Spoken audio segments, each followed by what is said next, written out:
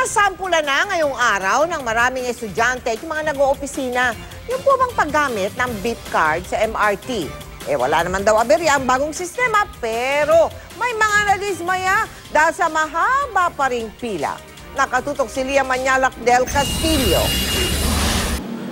Alas 5 pa lang ng umaga, mahaba na ang pila sa MRT North Avenue Station ng MRT3. Kahit kasi ang mga pasaherong nakabili na ng beep card doong isang linggo, pinapila rin imbis na diretso sakay na.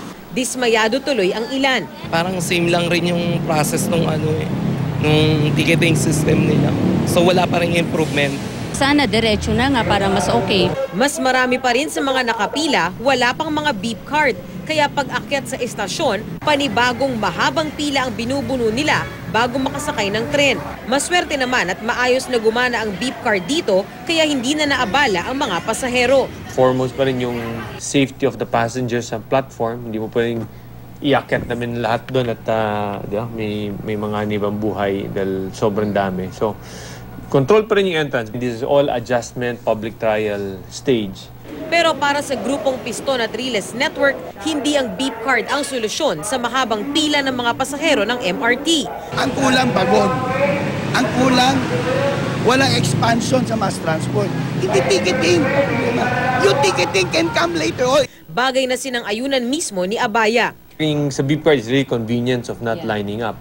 But will it drastically, significantly reduce yung pila? No, it is the additional trains that will address the long queues.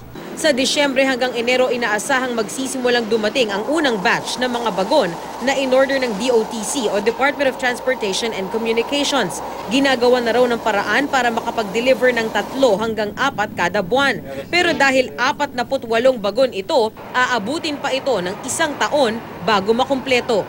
Lia Manyalak del Castillo, nakatutok, 24 oras.